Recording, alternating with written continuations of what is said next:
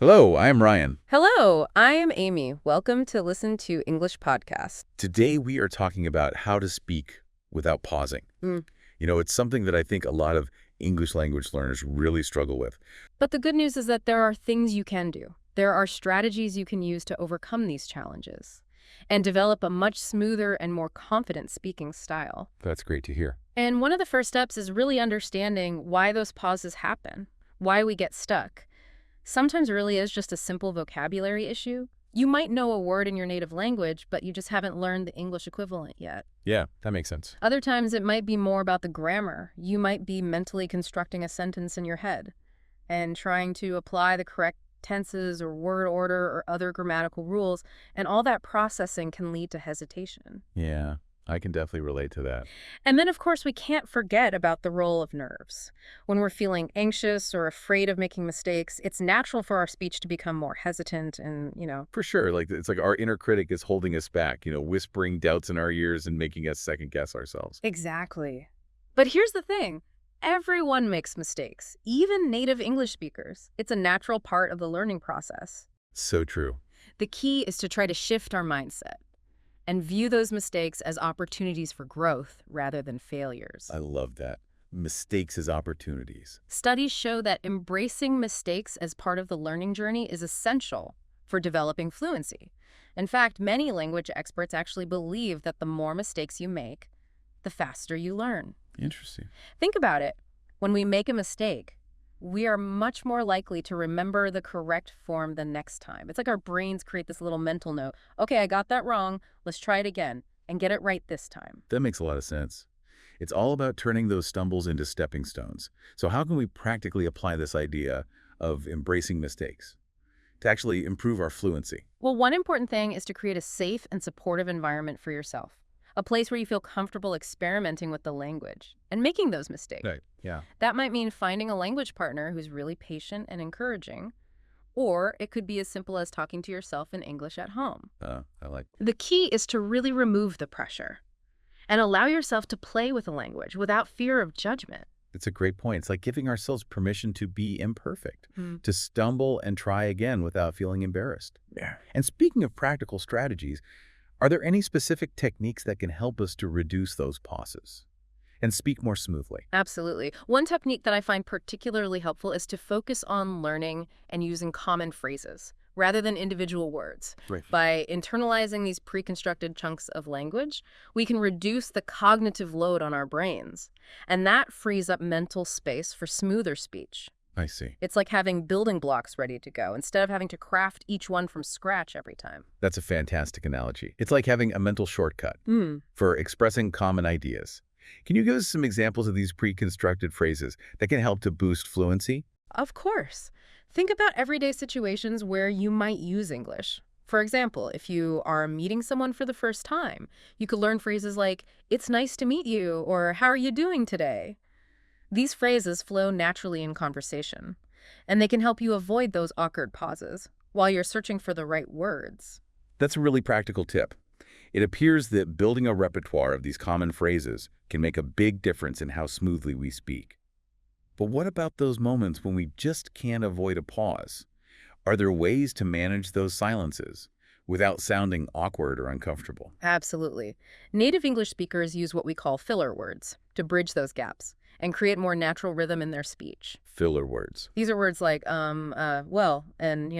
And while it's important not to overuse them, filler words can be strategically employed to buy us some thinking time without interrupting the flow of conversation. So it's not about eliminating pauses altogether, but rather about managing them in a way that sounds natural and keeps the conversation going. Can you give us some examples of how to use filler words effectively? Sure. Imagine someone asks you a question that requires a bit of thought. Instead of just stopping dead in your tracks, you could say something like, well, let me think about that for a second. Or, that's a good question. Let me see. These phrases signal that you're still engaged in the conversation, and they give you a moment to gather your thoughts. That's really helpful. It's like giving ourselves permission to pause and process information without feeling like we are breaking the rhythm of the conversation. Exactly. And the more you practice using filler words strategically, the more natural they will sound, and the less you will worry about those moments of silence. So it's all about finding that balance between pausing for clarity and keeping the conversation flowing smoothly. Precisely. And remember, fluency is a journey, not a destination. It's something that develops gradually with practice, patience, and a positive attitude. The more you speak, the more comfortable and confident you will become, and the smoother your speech will naturally flow. That's such an encouraging thought.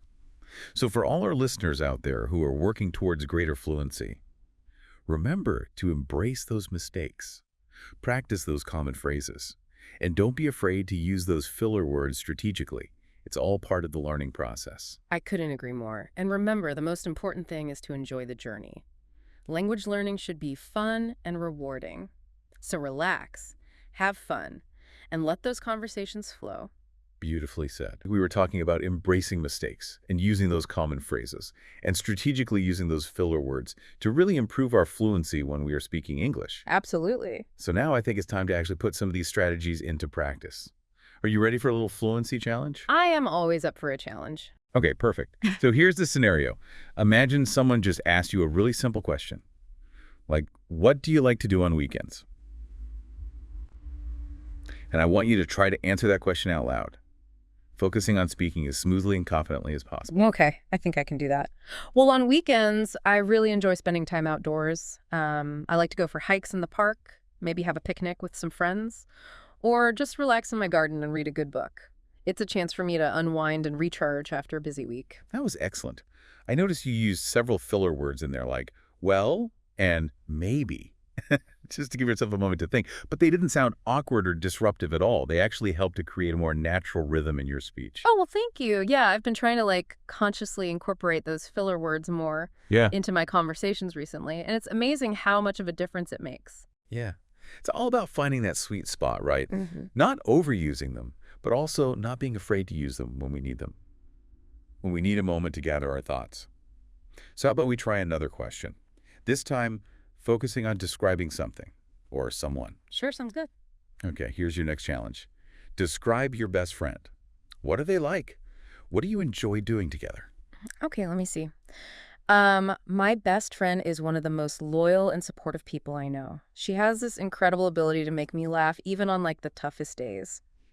We've known each other since we were kids, and we have shared so many amazing experiences together, from traveling to different countries to simply staying up late talking about life. And it appears that no matter what life throws our way, we always have each other's backs. Oh, that's a beautiful description. I can really feel the warmth and connection that you have with your best friend. And once again, you used filler words like, let me see, and to create that natural flow in your speech. Oh, good. Without overdoing it. Yeah, it definitely takes practice, but it's so worth it. It's like learning a little conversational dance, knowing when to pause, when to use a filler word, and when to just keep those words flowing. I love that. It's like finding that rhythm and flow. That makes our speech sound natural and engaging. Now, I want to remind our listeners that it's not just about the technical aspects of speaking, like using filler words or learning common phrases. There's also a mental component to fluency that's equally important. Oh, absolutely. Our mindset plays a huge role in how we approach language learning and speaking. Studies show that if we are constantly worried about making mistakes or sounding foolish, we are more likely to hesitate and stumble over our words. Yeah, it's like our inner critic is sabotaging our efforts, Yeah. whispering doubts in our ears, and holding us back from really expressing ourselves freely. Exactly. So in addition to all the practical tips that we have been talking about, it's also essential to cultivate a positive and encouraging inner dialogue. We need to be our own cheerleaders, celebrating our progress, and reminding ourselves that every step we take, no matter how small, brings us closer to fluency. I love that.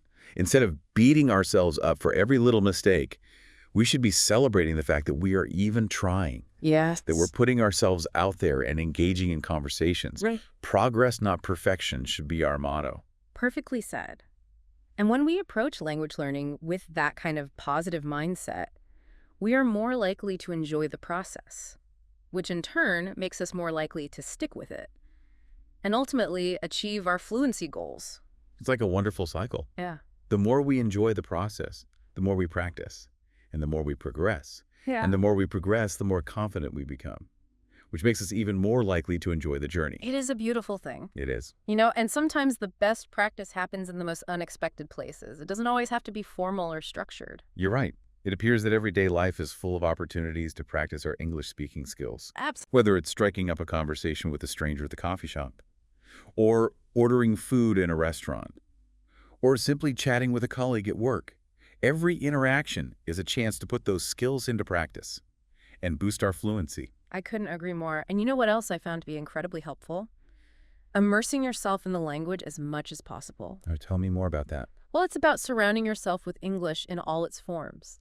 Listening to music, watching movies, reading books, following English-speaking social media accounts, anything that exposes you to the language and helps you to absorb its rhythms and nuances. Studies show that this kind of immersion can do wonders for your fluency. It's like creating an English-speaking bubble around yourself, a space where you can naturally absorb the language and internalize its patterns. Exactly. And the more you immerse yourself, the more comfortable and confident you'll become. In expressing yourself? Exactly. It's like learning to swim. You can read all the books and watch all the videos about swimming technique, but until you actually get in the water and start practicing, you're not going to become a proficient swimmer. The same goes for language learning. The more you immerse yourself in the language, the more natural it will become for you to speak it fluently. That's a fantastic analogy. So for all our listeners out there, I encourage you to find ways to incorporate English into your daily life, even if it's just for a few minutes each day. Yes. It all adds up over time. Absolutely. And remember, every little step you take, every conversation you have, every word you learn brings you closer to your fluency goals. So keep practicing, keep learning, keep immersing yourself in the language, and most importantly, keep believing in yourself. Beautifully said. Now, before we wrap up this episode, I want to leave our listeners with one final thought. We've talked a lot about practical techniques and strategies for improving fluency. There's one more ingredient that I believe is absolutely essential. Okay. I'm curious, what is it? Passion, a genuine love for the language, and a desire to connect with others through it. It appears that when you're passionate about something, it shows in your effort, in your enthusiasm, and ultimately in your results. You are absolutely right. Passion is the fuel that drives us forward, the spark that ignites our curiosity, and the force that keeps us going even when the journey gets tough. Without passion, language learning can feel like a chore, a series of tasks to be completed. But with passion, it becomes an adventure, a journey of discovery, and a source of immense joy. Beautifully said. So to all our listeners out there, embrace your passion for the English language. Let it guide you. Let it inspire you. And let it shine through in every word you speak. I couldn't have said it better myself. You know, sometimes I think we get so caught up in the technicalities of language learning that we forget the most important thing, which is communication. You're so right. You know, it's not about speaking perfectly. It's about connecting with others. Yes. Sharing our thoughts and ideas. Absolutely. And building relationships. That's beautifully said. And sometimes those pauses, those moments of hesitation, they can actually add to the richness of communication. I completely agree. Studies show that a well-placed pause can actually be very effective. It can create anticipation or emphasize a point, or simply give your listeners a moment to process what you have said. Yeah, it's like the silences in music, those spaces between the notes that give the melody its depth and texture. I love that analogy. It's about finding that balance, Yeah. that harmony between speaking and pausing, between expressing ourselves and allowing space for reflection. It is.